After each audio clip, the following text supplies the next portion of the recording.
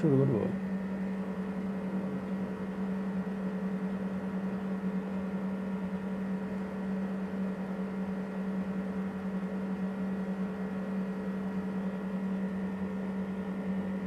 আটটা বাজতে অবশ্য আরো 5 মিনিট বাকি আছে।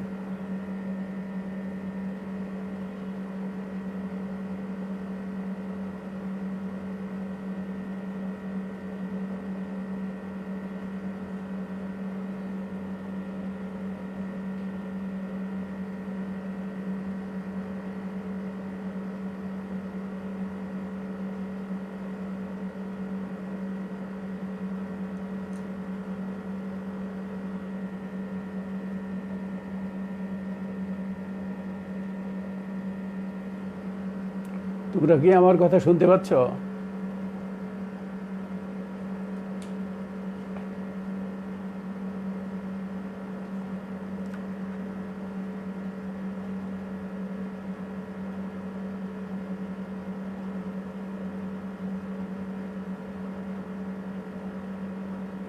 আমাকে কি শুনতে পাচ্ছ?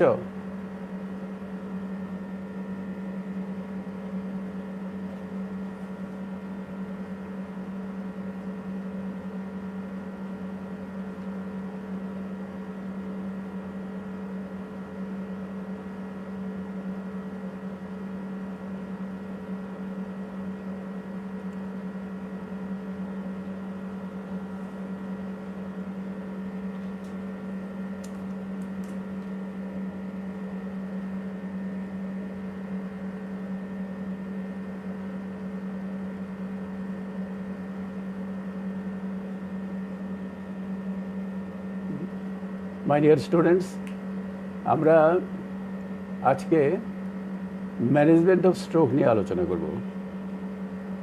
তোমরা জানো যে স্ট্রোক একটা খুবই ইম্পর্ট্যান্ট ডিজিজ। নিউরোলজির যে চ্যাপ্টারটা, এই চ্যাপ্টারের মধ্যে স্ট্রোকটা হলো সবচেয়ে বেশি ইম্পর্ট্যান্ট। তো কেউ যদি নিউরোলজি শিখতে চায়, অবশ্যই তাকে স্ট্রোক শিখতে হবে। স্ট্রোক এমন একটা অসুখ যেটা আমাদের দেশে এখন খুব বেশি হচ্ছে। আমরা জানি যে প্রতি মিলিয়ন বয়স্ক লোকের মধ্যে 255 জন আমাদের দেশে প্রতি বছর স্ট্রোকে ভোগে। সেই হিসাবে যদি আমাদের দেশে 18 কোটি লোক হয়, বছরে 4,500 মানুষ প্রতি বছর স্ট্রোকে আক্রান্ত হয়। সেজন্য স্ট্রোকটা খুবই ইম্পর্ট্যান্ট, এটা আমাদের শিখতেই হবে, জানতেই হবে। আর পরীক্ষার জন্য নিউরোলজিতে এক্সামিনেশনটা খুবই ইম্পর্ট্যান্ট। এবং স্ট্রোকের পেশেন্টে যেহেতু প্যারালাইসিস থাকে, MBBS বলো বা FCPS, MD, MS, যে কোনো পরীক্ষায় নিউরোলজিক্যাল কেস থাকবেই। এবং সেখানে নিউরোলজিক্যাল এক্সামিনেশনটা অবশ্যই ঠিকমতো করতে পারলে কিনা সেটা টিচাররা অবশ্যই দেখবে। তো যাই হোক, এখন আমরা আসল সাবজেক্টে আসি।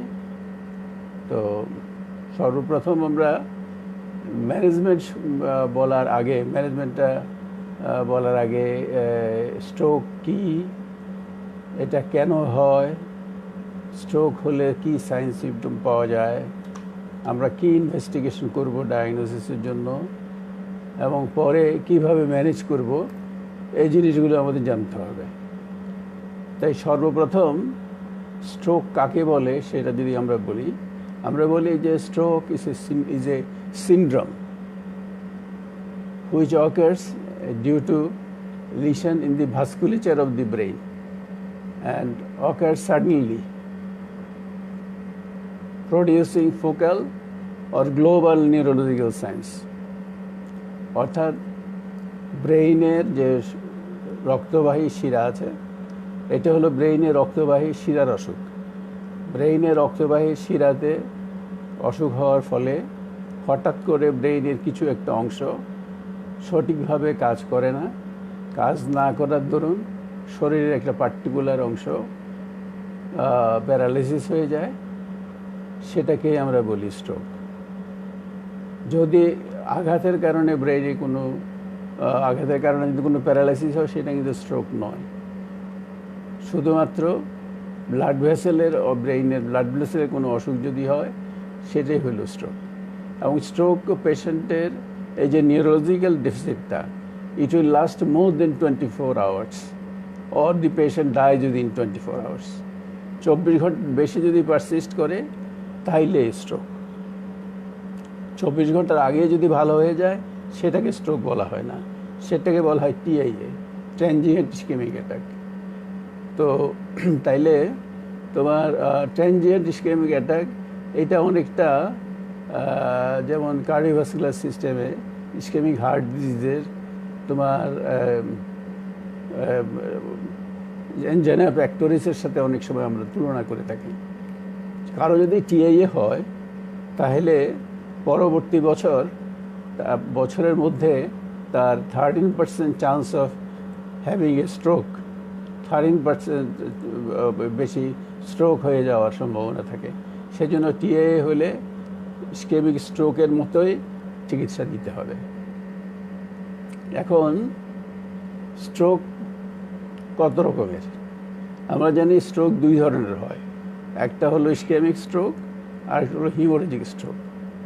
ইসকেমিক স্ট্রোকটা হলো যে ব্রেইনের যে রক্তবাহী শিরা, সেই শিরাটা যদি ব্লক হয়ে যায়, শিরা দিয়ে যদি রক্ত চলাচল না হয়, তাহলে পরে ওই শিরাটা ব্রেইনে যে অংশটাকে ব্লাড সাপ্লাই দিচ্ছিল, সেই অংশটা ড্যামেজ হয়ে যায়। এবং সেটা সাধারণত যদি ব্লাড সাপ্লাই 3 মিনিটের বেশি যদি বন্ধ থাকে, তাহলে ব্রেনটা পার্মানেন্ট ডেথ হয়ে যায়। এইটাই হলো ইসকেমিক স্ট্রোক।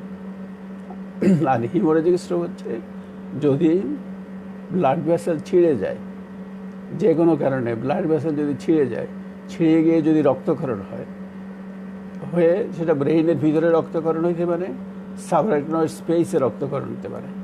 যদি ব্রেইনের ভিতরে রক্তক্ষরণ হয়, সেটাকে আমরা ইন্ট্রাসেরিব্রাল হিমোরেজ বলি। যদি সাবআরাকনয়েড স্পেসে যদি রক্তক্ষরণ হয়, সেটাকে আমরা সাবআরাকনয়েড হিমোরেজ বলি। এই দুটাকে আমরা বলি হিমোরেজিক স্ট্রোক। এখন আজকে আমরা মেইনলি, যেহেতু স্ট্রোকটা অনেক বড় চ্যাপ্টার, একদিনে পুরোটা পড়ানো সম্ভব নয়, আজকে আমরা মেইনলি ইসকেমিক স্ট্রোক সম্বন্ধে বলবো। আর তোমাদের যদি স্ট্রোকের ব্যাপারে আজকে আমি যা পড়াবো কোনো কোশ্চেন থাকে, তোমরা কোশ্চেন করবে, আমি লেকচারের পরে সেই কোশ্চেনের আনসার দেব। এখন এই যে ইসকেমিক স্ট্রোক আবার 2 ভাবে হয়। একটা হলো শিরার ভিতরে থ্রোম্বোসিস হয়ে, আর একটা হলো শিরার মধ্যে এম্বোলিজম হয়ে। এখন ব্রেইনের যে ব্লাড ভেসেল আছে, সেটার ভিতরে যদি রক্ত জমাট বেঁধে যায়, সেটা হলো থ্রোম্বোসিস। আর ব্রেইনের ব্লাড ভেসেলের মধ্যে যদি দূরের কোথাও থেকে, যেমন হার্ট থেকে বা গ্রেট ভেসেল থেকে, ক্যারোটিড, অ্যাওর্টা, এইসব ভেসেল থেকে যদি কোনো ক্লট, কোনো থ্রোম্বাই যদি ছুটে গিয়ে ব্রেইনের ভিতরে চলে যায়, তখন এটা হয় এম্বোলিজম। এটাকে বলি এম্বোলিক স্ট্রোক। তাহলে থ্রোম্বোটিক এবং এম্বোলিক এই দুটো মিলেই হলো ইসকেমিক স্ট্রোক। থ্রোম্বোটিক হয় 52% আর এম্বোলিক হয় 33%। দুটা মিলে ইসকেমিক স্ট্রোক হচ্ছে 85%, আর হিমোরেজিক স্ট্রোক হলো অনলি 15%। এর মধ্যে ইন্ট্রাসেরিব্রাল হিমোরেজ 10% আর সাবআরাকনয়েড হিমোরেজ হচ্ছে 5%। Excuse me.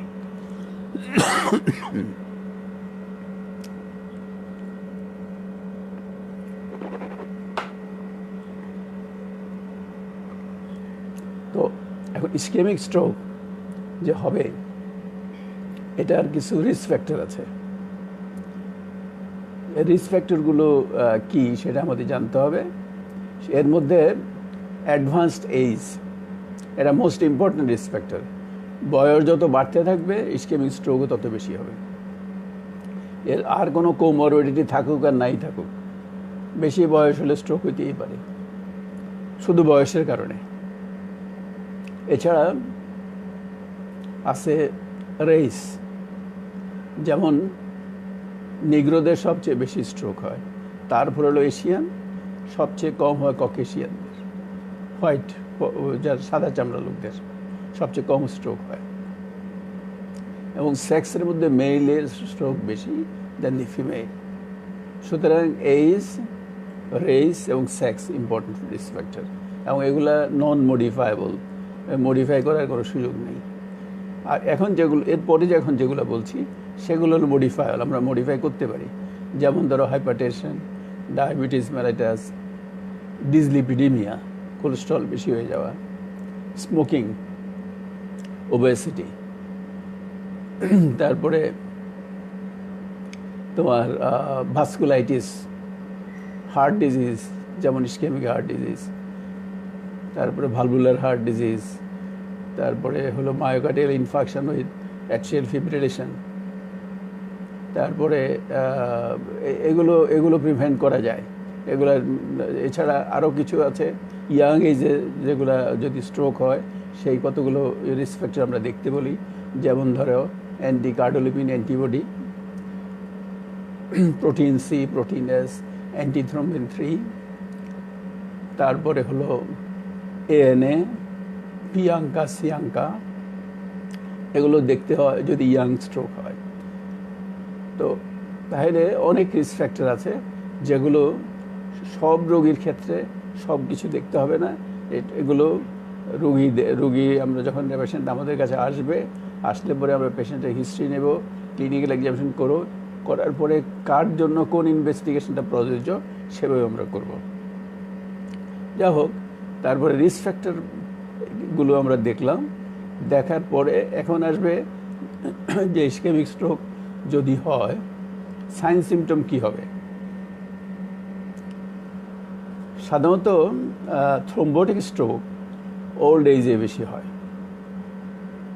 ইসকেমিক স্ট্রোকের মধ্যে যেটা থ্রোম্বোটিক ওল্ড এজে, এবং পেশেন্টের history of diabetes, hypertension, obesity, dyslipidaemia, smoking এসবের হিস্ট্রি থাকে। এবং এটা সাধারণত পেশেন্ট যখন রেস্টে থাকে তখনই হয়, অথবা যখন পেশেন্ট ঘুমে থাকে তখন হয়ে যায়। আর ইসকেমিক স্ট্রোকের মধ্যে যেটা অ্যাম্বোলিজমের জন্য হয়, এটা যে কোনো সময় হতে পারে, যে কোনো বয়সে হতে পারে।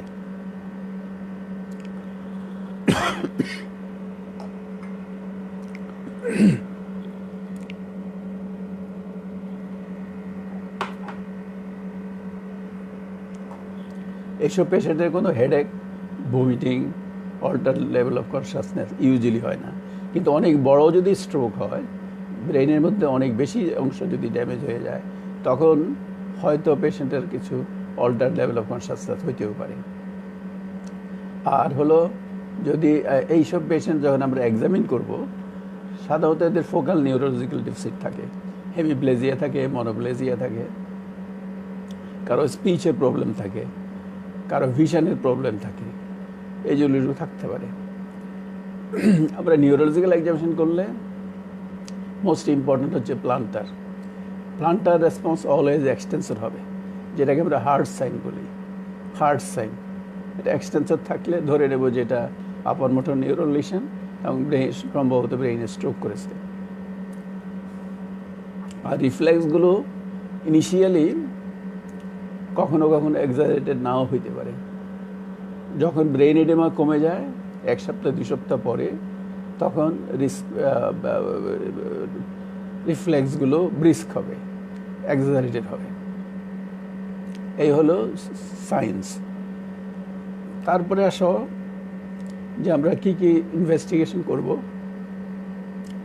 স্ট্রোক যখন আমরা ক্লিনিক্যালি ডায়াগনোসিস করলাম, সর্বপ্রথম আমাদের ব্রেইনের একটা সিটি স্ক্যান করে ফেলতে হবে। সিটি স্ক্যান যদি পেশেন্ট খুব তাড়াতাড়ি চলে আসে, 1-2 ঘন্টার মধ্যে, হয়তো সিটি স্ক্যানে আমরা যদি মনে করি যে এই লিশনটা নাও যেতে পারে, সেক্ষেত্রে আমরা এমআরআই করতে পারি। তাহলে হলো যে আমাদের নিউরো ইমেজিং, সিটি স্ক্যান অথবা এমআরআই করে ফেলব, করে তাহলে আমাদের ডায়াগনোসিস হয়ে গেল। এবার আদার আমরা ইনভেস্টিগেশন করবো to see the risk factors. যেমন আমরা ডায়াবেটিস আছে দেখবো, কোলেস্টেরলের কী অবস্থা, সেরাম লিপিড প্রোফাইল দেখবো, ফাস্টিং লিপিড প্রোফাইল, ইসিজি করব, এক্সরে চেষ্টা করব, এগুলো আমরা করব।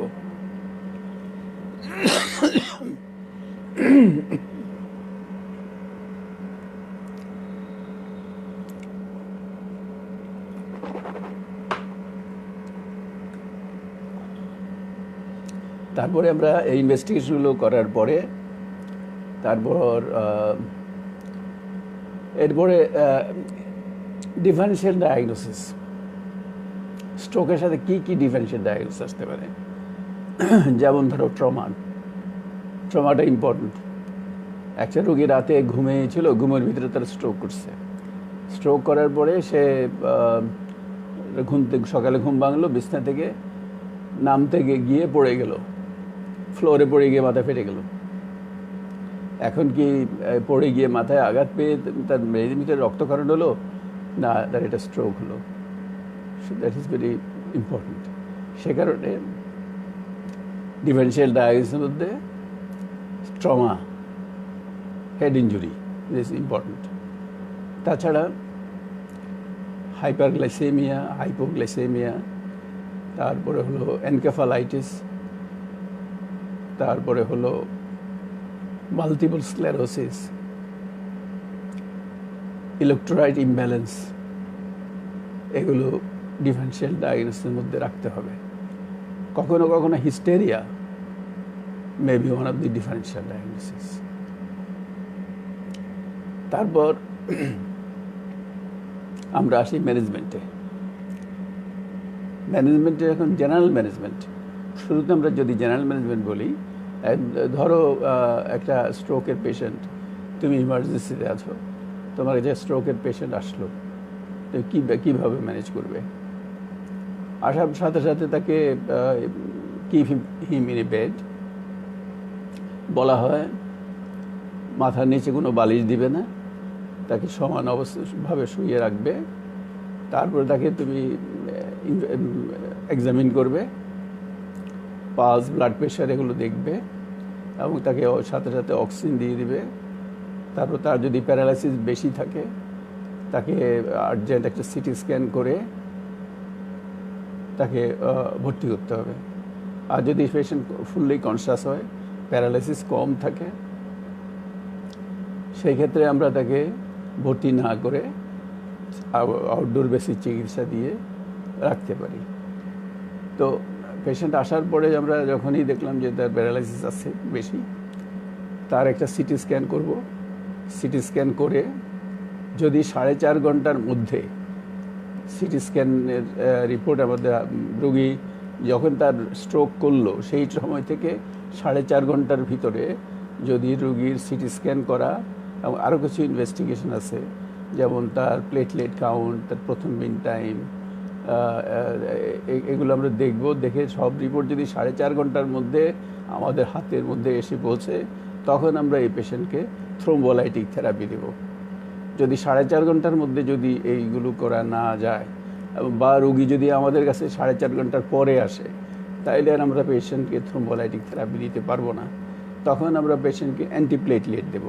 শুরুতে আমরা অ্যাসপিরিন 300 মিলিগ্রাম খাইয়ে দেব ইমার্জেন্সিতেই, একসাথে 75 মিলিগ্রাম 4টা করে।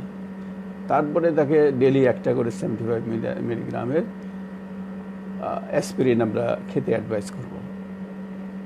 তারপরে হলো যে তার যে রিস্ক ফ্যাক্টরগুলো, এখন আমাদের ইনভেস্টিগেট করে রিস্ক ফ্যাক্টর যেগুলো আমরা পাবো সেগুলো চিকিৎসা দিতে হবে। যেমন যদি তার ডায়াবেটিস থাকে, ডায়াবেটিসের চিকিৎসা দিতে হবে। কোলেস্ট্রল বেশি থাকলে কোলেস্ট্রলের চিকিৎসা দিতে হবে। তার হার্টের কোনো অসুখ থাকলে myocardial infarction, atrial fibrillation, heart failure, তার যদি কোনো ভালভুলার হার্ট ডিজিজ থাকে সেগুলোর চিকিৎসা করতে হবে। তার যদি হাইপার টেনশন থাকে, হাই ব্লাড প্রেশার থাকে, সেটার চিকিৎসা দিতে হবে। এখানে একটা কথা বলে রাখা ভালো যে স্ট্রোকের পরে হাইপার টেনশনের চিকিৎসাটা একটু ডিফারেন্ট। সেটা হলো যে বলা হয় যে স্ট্রোক হলে পরে it is better not to treat hypertension, wait and see. পেশেন্টের যদি আগে থেকে অ্যান্টিহাইপারটেনসিভ খেত এমন যদি হিস্ট্রি দেয়, সেই অ্যান্টিহাইপারটেনসিভটাই আমরা বলি তুমি কন্টিনিউ করো। আর যদি পেশেন্ট আগে থেকে কোনো অ্যান্টিহাইপারটেনসিভ না খায়, সেই ক্ষেত্রে যদি তার সিস্টোলিক প্রেশার 185-এর বেশি, ডায়াস্টোলিক প্রেশার 110-এর বেশি না হয়, তাহলে তাকে কোনো অ্যান্টিহাইপারটেনসিভ দেওয়ার দরকার নাই। তাকে তার ব্লাড প্রেশারটা আমরা রেগুলার চেক আপে থাকবে, সে রেগুলার ব্লাড প্রেশারটা দেখব, 1 সপ্তাহ পর্যন্ত এইভাবে আমরা দেখব। দেখার পরে দেখা যায় অধিকাংশ ক্ষেত্রেই ব্লাড প্রেশার নর্মাল হয়ে যায়, কোনো অ্যান্টিহাইপারটেনসিভ লাগে না। তো কারণ হলো, বলা হয় যে যদি স্ট্রোকের পরে প্রেশার যদি কমে যায়, তাহলে ব্রেইনের কোলেটারাল সার্কুলেশনগুলো ডেভেলপ করবে না। সেই কারণে স্ট্রোক হলে পরে ব্লাড প্রেশারটা হায়ার লিমিট অফ নর্মালে রাখতে হবে, তাহলে কোলেটারাল সার্কুলেশনটা ইমপ্রুভ করবে, ব্লাড সাপ্লাই বাড়বে, তাহলে ব্রেইন টিস্যু যেটা এখনও ড্যামেজ হয়নি সেটা সার্ভাইভ করবে, পেশেন্ট তাড়াতাড়ি ইমপ্রুভ করবে।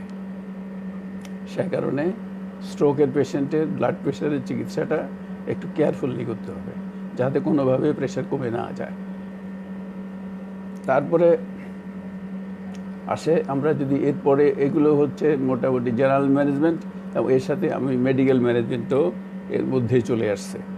আমরা থ্রোম্বোলাইটিক থেরাপির কথা বললাম, এবং অ্যাসপিরিনের কথা বললাম, এবং রিস্ক ফ্যাক্টরগুলোর ট্রিটমেন্টের কথা বললাম। তারপর আসলে সার্জিক্যাল ট্রিটমেন্ট। ইসকেমিক স্ট্রোকের কি কোনো সার্জিক্যাল ট্রিটমেন্ট আছে? হ্যাঁ, আছে। যেমন যদি কারো ক্যারোটিডেস অ্যাথেরোস্ক্লেরোসিস থাকে, যেটার কারণে তার ইসকেমিক স্ট্রোক হয়েছে, তাহলে তার ক্যারোটিড অ্যাথেরোস্ক্লেরোসিসের চিকিৎসা করতে হবে। যদি বলা হয়, আমরা বলি যদি 50%-এর বেশি কোনো একটা ইসকেমিক স্ট্রোকের পেশেন্টের 50%-এর বেশি যদি ক্যারোটিড অ্যাথেরোস্ক্লেরোসিস থাকে, সেটা চিকিৎসা দেওয়া লাগবে। এবং এটার চিকিৎসা দুইভাবে করা যায়। একটা হলো এন্ড আর্টেরেক্টমি। এন্ড আর্টেরেক্টমি মানে এইখানে অপারেশন করে থ্রোম্বাসটা, অ্যাথেরোমাটা বের করে দেওয়া, ক্যারোটিড এন্ড আর্টেরেক্টমি।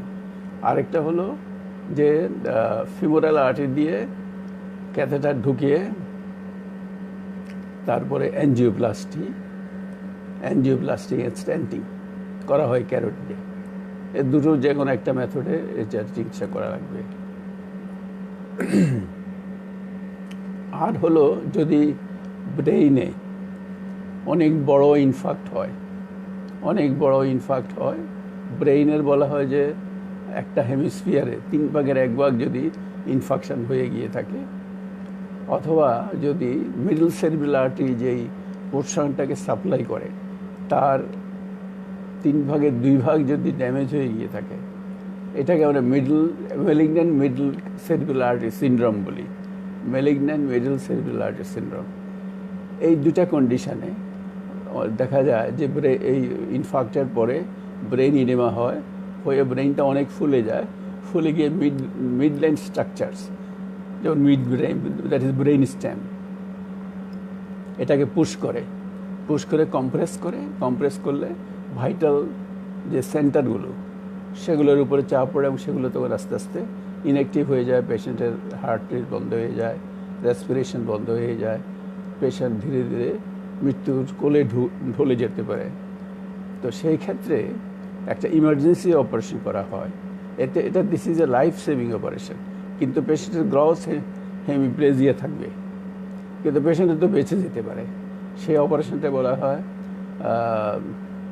ক্র্যানিয়েক্টমি উইথ থ্রোম্বোপ্লাস্টি। ব্রেইনটা কেটে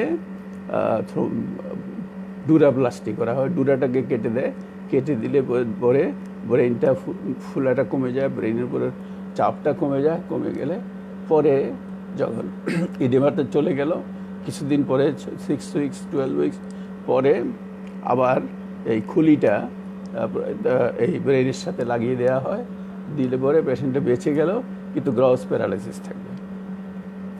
এটা হলো সার্জারি। তো ইসকেমিক স্ট্রোকে এই দুটো সার্জারি করা যেতে পারে, এবং এর মধ্যে পরে যেটা বললাম যে craniotomy with duraplasty, this is life saving surgery. এরপরে আসে যে এখন স্ট্রোক কিভাবে আমরা প্রিভেন্ট করব? এখন প্রিভেনশনটা বলা হয় যেটা দুইভাবে আমরা ডিসকাস করি, একটা হলো প্রাইমারি প্রিভেনশন, একটা হলো সেকেন্ডারি প্রিভেনশন। প্রাইমারি প্রিভেনশনটা হলো যে পেশেন্টের স্ট্রোক এখনো হয়নি, ভবিষ্যতে যাতে স্ট্রোক না হয় সেজন্য আমরা কি ব্যবস্থা নিতে পারি, এটা একটাই ব্যবস্থা। যদি কোনো রিস্ক ফ্যাক্টর থাকে সেগুলা স্ট্রিক্টলি কন্ট্রোল করা, ডায়াবেটিস থাকলে কন্ট্রোল করা, হাইপারটেনশন কন্ট্রোল করা, রেগুলার ফিজিক্যাল এক্সারসাইজ করা, ওয়েট রিডাকশন করা, তারপরে হেলদি ডায়েট ফলো করা, এইসব যে আমরা যে রিস্ক ফ্যাক্টর কথা বলছিলাম, যে রিস্ক ফ্যাক্টরগুলোকে যদি কন্ট্রোল করতে পারি তাহলে স্ট্রোক প্রিভেনশন হওয়ার সম্ভাবনা আছে। আর সেকেন্ডারি প্রিভেনশনটা হলো যে স্ট্রোক হয়ে গেছে, ভবিষ্যতে আর যাতে না হয়। কারণ বলা হয় যে একবার যার স্ট্রোক হয় তার বারবার স্ট্রোক হওয়ার চান্স থাকে, সেজন্য সেকেন্ড টাইম যাতে স্ট্রোক না হয় সেজন্য আমরা কি করতে পারি, সেজন্য বলা হয় যে একটা অ্যান্টিপ্লেটলেট খেতে হবে। কমনলি আমরা যে অ্যান্টিপ্লেটলেটগুলো ইউজ করে থাকি এর মধ্যে আছে অ্যাসপিরিন, ক্লপিডোগ্রিন, ডাইপারিটামল। এর মধ্যে যে কোনো একটা আমরা ইউজ করতে পারি। আমরা কখনো কখনো অ্যাসপিরিনের সাথে কম্বিনেশনে ক্লপিডোগ্রিল দিয়ে থাকি, বা কখনো কখনো অ্যাসপিরিনের সাথে ডাইপারিটামল কম্বিনেশনে দিয়ে থাকি। সেটা বলা হয় যে যদি পেশেন্টের ব্রেইনে যে স্ট্রোক হলো একই সাথে যদি তার হার্টে এমআই থাকে, অথবা যদি তার ব্রেইনের স্ট্রোকের সাথে তার ডায়াবেটিস থাকে, তাহলে পরে শুধু combination anti platelet combination use করা যেতে পারে। আদারওয়াইজ একটা অ্যান্টিপ্লেটলেট আমরা ইউজ করবো, দুটো করবো না। কারণ হলো দুটো অ্যান্টিপ্লেটলেট ইউজ করলে পরে ব্রেইনের ভিতরে হিমোরেজ হতে পারে, স্টোমাকে হিমোরেজ হতে পারে। তো সে কারণে একটা ইউজ করতে বলা হয়। শুধুমাত্র দুইটা কন্ডিশন, যে ব্রেইনে স্ট্রোক করলো, হার্টেও তার ইসকেমিক হার্ট ডিজিজ আছে, অথবা হার্টে ইসকেমিক হার্ট ডিজিজ না থাকলে ডায়াবেটিস আছে।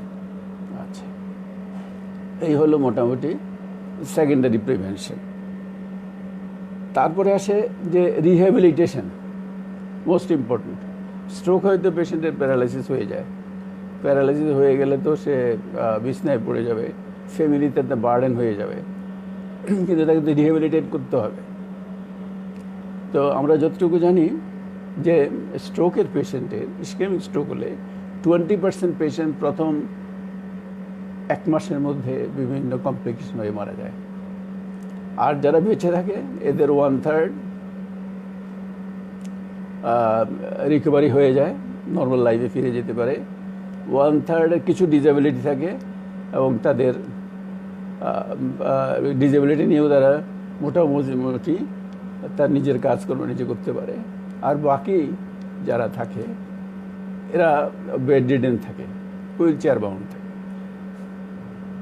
তাহলে পরে রিহ্যাবিলিটেশনের জন্য প্রপার ফিজিওথেরাপি, স্পিচ থেরাপি এবং অকুপেশনাল থেরাপি খুবই ইম্পর্টেন্ট। এগুলো শুরু থেকেই, যখন ব্রেন স্ট্রোক করলো তারপর থেকেই শুরু করে দিতে হবে। আর হলো কমপ্লিকেশন, স্ট্রোক হলে কমপ্লিকেশন খুবই কমন। এর মধ্যে মোস্ট কমন কমপ্লিকেশন হলো প্রেশার সোর। বিছনাতে পড়া থাকে, বেড সোর হয়ে যায়, পিছনে সোর হয়, হিলের পিছনে ঘা হয়ে যায়। তারপরে হলো পেশেন্টের আমরা রাইলস টিউব দিয়ে থাকি, মুখে খেতে পারে না। অ্যাসপিরেশন নিউমোনিয়ার আরেকটা ইম্পর্টেন্ট কমপ্লিকেশন। ক্যাথেটার দেওয়া হয়, ইউরিনারি ট্র্যাক্ট ইনফেকশন প্রায়ই হয়। এইসব কমপ্লিকেশন খুবই কমন। তাছাড়া প্যারালাইজড লিম্বে ডিবিটি হতে পারে, ডিপ ভেইন থ্রোম্বোসিস। সেজন্য এক্সারসাইজ করতে হবে শুরু থেকেই যাতে ডিবিটি না হয়। জয়েন্টগুলো স্টিফ হয়ে যায়, শোল্ডার জয়েন্ট স্টিফ হয়ে যায়, ফ্রোজেন শোল্ডার হয়। রিস্ট জয়েন্ট স্টিফ হয়ে যায়, যেটাকে আমরা শোল্ডার হ্যান্ড সিনড্রোম বলি। এগুলো সবই প্রিভেন্ট করা যায় প্রপার যদি এক্সারসাইজ করা হয়। শুরু থেকে যদি এক্সারসাইজ করা হয় এগুলো প্রিভেন্ট করা সম্ভব। আর হলো ব্রেইনে স্ট্রোকের পেশেন্টের স্ট্রোক হওয়ার পরে তাদের একটা মায়োকার্ডিয়াল ইনফাকশন হয়ে যাওয়ার একটা রিস্ক ডেভেলপ করে। কারণ হলো মায়োকার্ডিয়াল ইনফাকশন সেটাও একটা vascular disease, disease of the blood vascular disease of the heart, আর স্ট্রোকটা হচ্ছে vascular disease of the brain. তো এই এতগুলো রিস্ক ডেভেলপ করতে পারে। সেই জন্যে এই যদি কমপ্লিকেশনগুলো যদি হয়, এই কমপ্লিকেশনগুলো আমাদের খেয়াল করতে হবে এবং এটা চিকিৎসা দিতে হবে। তো আমি আজকে স্ট্রোকের, ইসকেমিক স্ট্রোকের ব্যাপারে আজকে এর বেশি আর কিছু বলছি না। তোমাদের কোনো প্রশ্ন থাকলে প্রশ্নগুলোর আমি আনসার দিচ্ছি। আর আমি তোমাদেরকে হিমোরেজিক স্ট্রোক সম্বন্ধে, how to manage in case of haemorrhagic stroke, সেটা বলবো। আচ্ছা, এখানে একটা প্রশ্ন আছে, ইম্পর্টেন্ট পয়েন্টস টু এক্সামিন। স্ট্রোকের পেশেন্টের এক্সামিনেশনে তো নিউরোলজিক্যাল এক্সামিনেশনটা করতেই হবে, এবং নিউরোলজিক্যাল এক্সামিনেশন মেইনলি আবার দেখতে হবে, আমরা যদি মাথা উপর থেকে শুরু করি, ফেসের একটা সাইড প্যারালাইসিস হবে, এটাকে আপার মোটর হলে না লোয়ার মোটর হলেও সেটা বুঝতে হবে। যদি আপার মোটর হয় তাহলে আপার পার্ট অফ দ্য ফেসটা স্পেয়ার করে যাবে, lower part of the face affected হবে। আদার ক্রেনিয়াল নার্ভস দেখতে হবে, কারণ আমরা জানি যে ব্রেন স্টেমে যদি ইনফেকশন হয় তাহলে পরে ক্রেনিয়াল নার্ভ ইনভলভ হবে। যেমন মিড ব্রেনে যদি হয় তাহলে পরে আমরা থার্ড নার্ভ প্যারালাইসিস পেতে পারি, ফোর্থ নার্ভ প্যারালাইসিস পেতে পারি। যদি পন্সে হয় 6 নার্ভ প্যারালাইসিস পেতে পারি। যদি মেডালাতে হয় 9, 10, 12, 11 এগুলো প্যারালাইসিস পেতে পারি। সুতরাং ক্রেনিয়াল নার্ভ সবগুলো আমাকে দেখতে হবে। ফান্ডাসটা দেখতে হবে। ফান্ডা থাকতে হবে এই কারণে যে যদি হাই ব্লাড প্রেশার থাকে, হাইপারটেনসিভ রেটিনোপ্যাথি হয়। আবার যদি সাবআরাকনয়েড হিমোরেজ হয় তা সাবহায়ালয়েড হিমোরেজ পাওয়া যেতে পারে। সুতরাং ফান্ডাসটা আমাদের দেখতেই হবে, এটা বাদ দেওয়া যাবে না। এরপরে আমাকে আপার লিম, লোয়ার লিম এক্সামিন করতে হবে। আপার লিম, লোয়ার লিম, এখানে মোটর ফাংশন, সেন্সরি ফাংশন এগুলো দেখতে হবে। এখানে মোটর ফাংশন মধ্যে মাসল টোন, মাসল পাওয়ার, রিফ্লেক্সেস দেখতে হবে, সেন্সরি ফাংশন দেখতে হবে। তো সুতরাং এক্সামিনেশনের মধ্যে এগুলো কোনোটাই বাদ দেওয়া যাবে না। তারপরে এর মধ্যে মোস্ট ইম্পর্টেন্ট হচ্ছে যে ক্রেনিয়াল নার্ভ অবশ্যই ভালো করে এক্সামিন করতে হবে, প্লান্টার রেসপন্সটা ভালো করে দেখতে হবে, whether it is flexor না এক্সটেনসর। এই হলো। তারপরে হচ্ছে difference between haemorrhagic stroke and ischaemic stroke. Haemorrhagic stroke আর ইসকেমিক স্ট্রোকের ডিফারেন্স হলো যে আমাদের এটা ক্লিনিক্যালি ডিফারেন্সিয়েট করতে হবে। যেমন হিমোরেজিক স্ট্রোকের পেশেন্টের হয় সাধারণত ওয়ার্কিং টাইমে, যখন পেশেন্ট কাজ করছে ওই সময় স্ট্রোকটা হয়। এবং পেশেন্ট থাকে, ইউজুয়ালি পেশেন্ট থাকে মিডল এজেড, হাইপারটেনসিভ এবং taking antihypertensive drug irregularly antihypertensive drug খায় এবং প্রপারলি প্রেশারটা সে কন্ট্রোল করছে না, এবং মিডল এজেড 40-50 বছর বয়স্ক লোক, এবং তার ওয়ার্কিং টাইমে হয়।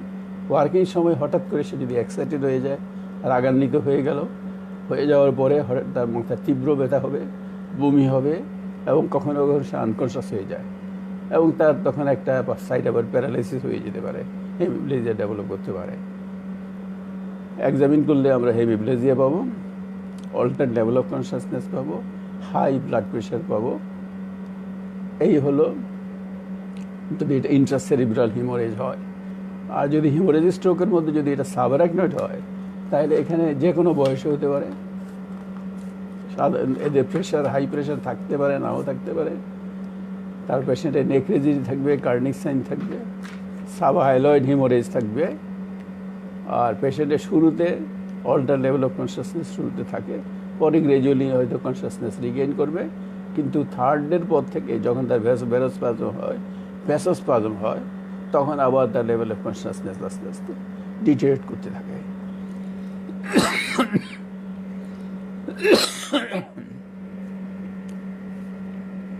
তারপর টিআইএ আর ইসকেমিক স্ট্রোক ডিফারেন্স শুধু একটাই, টিআইএ 24 ঘন্টার মধ্যে ভালো হয়ে যায়, ইসকেমিক স্ট্রোকের পেশেন্টের সিমটমগুলো 24 ঘন্টার পরেও থাকে, এটাই ডিফারেন্স।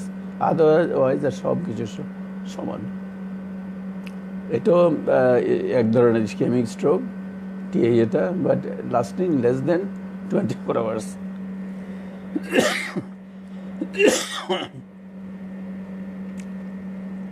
ইসকেমিক স্ট্রোকে অ্যাঞ্জিওপ্লাস্টি। ইসকেমিক স্ট্রোকের অ্যাঞ্জিওপ্লাস্টি করার কোনো সময়সীমা নাই। এটা অ্যাঞ্জিওপ্লাস্টি ইসকেমিক স্ট্রোকের আমরা যখন তার অ্যাথেরোস্ক্লেরোসিস থাকে, ক্যারোটিড অ্যাথেরোস্ক্লেরোসিস থাকে, ক্যারোটিড অ্যাথেরোস্ক্লেরোসিসের পেশেন্টের যে কোনো সময় ক্যারোটিডে আমরা স্ট্যান্টিং করতে পারি। এটা স্ট্রোকের পরপর করতে পারি। আমরা 1 সপ্তাহ, 2 সপ্তাহ, 6 মাস ওয়েট করতে পারি। কিন্তু ওয়েট করলে রিস্ক থাকে, কারণ তার যে প্ল্যাকটা রয়ে গেছে ক্যারোটিডে, সে প্ল্যাকটা তো রয়েই গেল। ওই প্ল্যাকটা ছুটে গিয়ে আবারও তার স্ট্রোক করতে পারে। সেজন্য দি আর্লিয়ার দি বেটার। আমরা বলি যে যেহেতু ডায়াগনোসিস হয়ে গেছে, তার অ্যাথেরোস্ক্লেরোসিস আছে, তার প্ল্যাকটা সরিয়ে দিতে হবে, অ্যাঞ্জিওপ্লাস্টি স্ট্যান্টিং করা দরকার। সুতরাং যত তাড়াতাড়ি করা যায় ততই ভালো। এমন কোনো হার্ড অ্যান্ড ফাস্ট রুল নাই যে যেদিন স্ট্রোক হলে তার পরের দিনই করতে হবে, অথবা 3 মাস ওয়েট করতে হবে, নাহলে 6 মাস ওয়েট করতে হবে। সেরকম কোনো হার্ড অ্যান্ড ফাস্ট রুল নাই।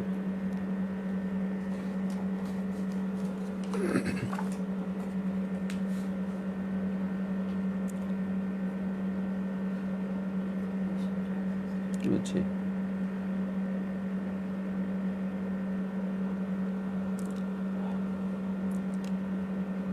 একটা পেশেন্টের এমআই আছে, ডায়াবেটিস আছে, হাইপারটেনশন নাই। ইসকেমিক স্ট্রোক হলো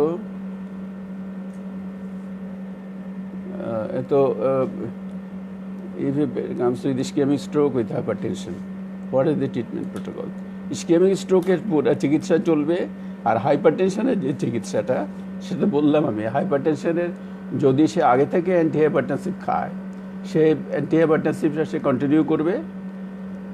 আমরা যদি তার ব্লাড প্রেশার সিস্টোলিক 185, ডায়াস্টোলিক 110 এর মধ্যে থাকে, আমরা কিন্তু অ্যান্টিহাইপারটেনসিভ চেঞ্জ করব না, ডোজ বাড়াবো না, ডোজ কমাবো না। এইভাবে 1 সপ্তাহ আমরা দেখে তারপরে আমরা ডোজ বাড়াবো, কমাবো, এবং সেটা প্রেফারেবলি এসি ইনহিবিটরস অথবা এআরবি দিয়ে আমরা পরবর্তী তাকে চিকিৎসা করব। আর যদি পেশেন্টের যদি ডায়াবেটিসের ক্ষেত্রে পেশেন্টের ডায়াবেটিস আছে, সেই ক্ষেত্রে বলা হয় যে প্রেশারটা একটু কম রাখতে হবে, এবং সেটা অন্য পেশেন্টের যাদের ডায়াবেটিস নাই তাদের প্রেশার যতটুকু রাখতে হয়, যদি ডায়াবেটিস থাকে তাহলে প্রেশার আরেকটু কম রাখতে হয়, এবং আলটিমেট ওদের টার্গেট হবে 120/80। 120/80 প্রেশার রাখতে হবে ডায়াবেটিক পেশেন্টের। আর ডায়াবেটিস যদি না থাকে তাহলে 130/40 থাকবে সিস্টোলিক, ডায়াস্টোলিক থাকবে 80। এইভাবে রাখতে হবে। মানে যাদের হাইপারটেনশন আছে কিন্তু ডায়াবেটিস নাই, স্ট্রোক করেছে, এদের প্রেশার একটু বেশি থাকবে। আর যাদের ডায়াবেটিস আছে তাদের ক্ষেত্রে প্রেশার একটু কম থাকবে। প্রেশার কম আরও কয়েকটা কন্ডিশনে প্রেশার কমাই রাখতে হয়। যদি তার কিডনিতে প্রবলেম থাকে, সিকেডি থাকে, যদি তার এমআই থাকে, যদি তার হার্ট ফেলিউর থাকে, যদি তার ডিসেক্টিং অ্যানিউরিজম থাকে, যদি অ্যাওর্টিক ডিসেকশন থাকে, এই কন্ডিশনগুলোতে প্রেশার একটু কমিয়ে রাখতে হয়।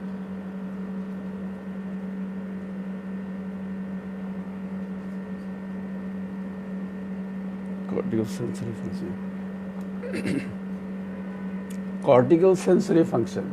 কর্টিক্যাল সেন্সরি ফাংশন এক্সামিন করতে গেলে আমাদেরকে ব্রেইনের যে সেন্সরি ফাংশনগুলো আমরা দেখি, cortical senses, touch, pain, temperature, এগুলো তো আছেই। এছাড়া আরও যেমন আমাদের দেখতে হয় যে 2 পয়েন্ট ডিসক্রিমিনেশন,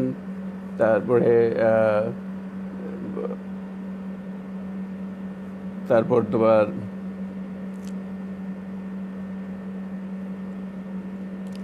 এটা তোমাদেরকে আমি নেক্সট টাইম বলবো।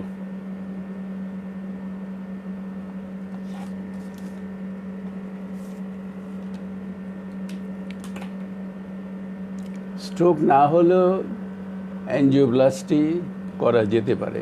সেই ক্ষেত্রে ব্লক থাকতে হবে 70% অর মোর। যদি আমরা অন্য কোনো কারণে পেশেন্টের ক্যারোটিড আমরা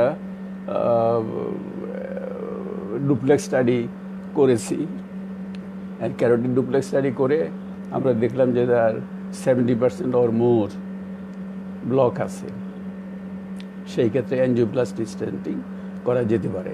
আর পেশেন্টের যদি স্ট্রোক থাকে তাহলে 50% অর মোর।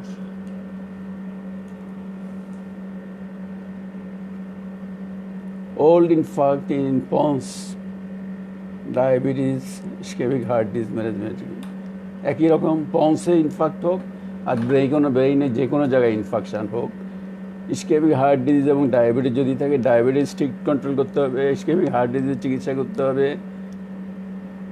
ইসকেমিক স্ট্রোকের চিকিৎসা করতে হবে, এবং ব্লাড প্রেশারটা এদের ক্ষেত্রে 120-40-এর নিচে রাখতে হবে। এদের ম্যাক্সিমাম 120-80 ব্লাড প্রেশার থাকবে।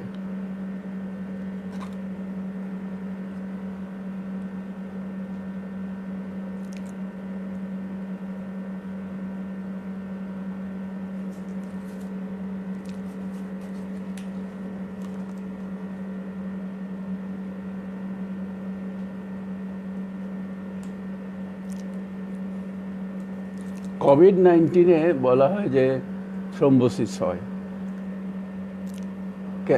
সেই ক্ষেত্রে ব্রেইনেও থ্রম্বোসিস হওয়ার চান্স থাকে। তো ব্রেইনে যদি থ্রম্বোসিস হয় তাহলে স্ট্রোক হবে।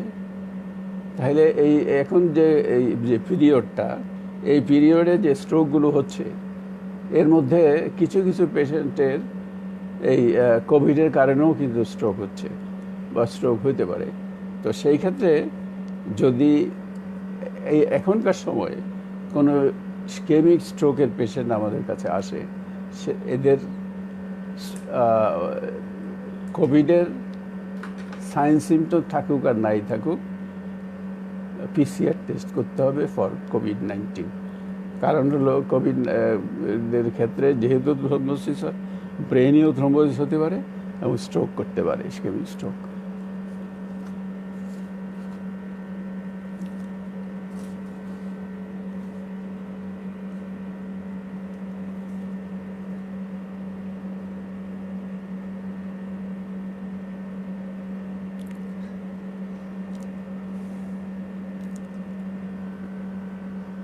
Pulse rate 60 to 90, this is normal. 100 পর্যন্ত থাকলে আমরা এটা নর্মালি করি। 100-এর বেশি হলে সেটাকে ট্যাকিকার্ডিয়া বলা হয়, সাইনাস ট্যাকিকার্ডিয়া। তা 100-এর মধ্যে থাকলে কোনো ভয়ের কোনো কারণ নাই, এটার কারণে কোনো হার্ট ডিজিজ হওয়ার কোনো সম্ভাবনা নাই যদি অন্য কোনো অসুখ বিসুখ না থাকে।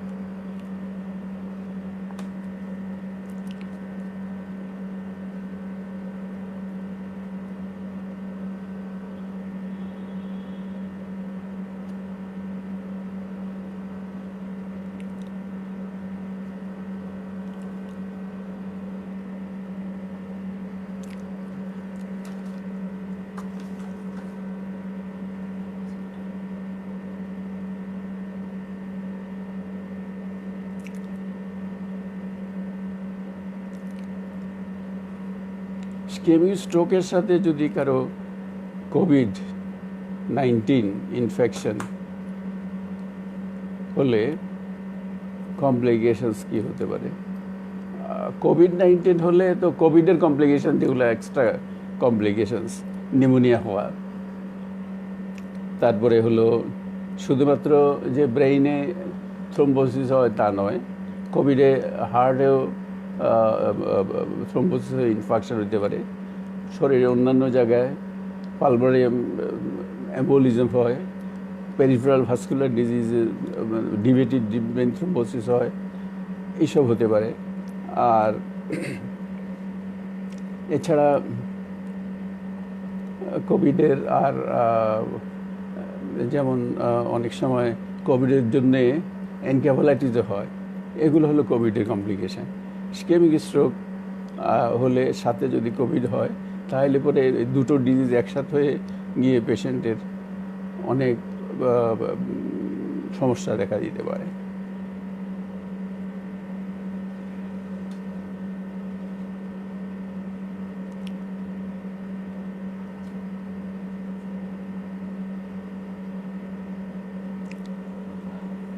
কারো যদি ডায়াবেটিস থাকে এবং sudden rise of blood pressure, 200/120 milliliter mercury, then falls again. এটার জন্য এক্সট্রা কোনো মেজার নেওয়ার দরকার নাই, পেশেন্টকে রেস্টে রাখতে হবে এবং পেশেন্টকে অ্যাংজিওলাইটিক, যেমন আমরা রিবোট্রিল, ক্লোরনাজেপাম 0.5 মিলিগ্রাম দিয়ে যদি পেশেন্টকে রেস্টে রাখা হয় তাহলে প্রেশারটা স্টেবল হয়ে যাবে। স্টেবল হয়ে যাওয়ার পরে আমরা যদি কোনো পেশেন্ট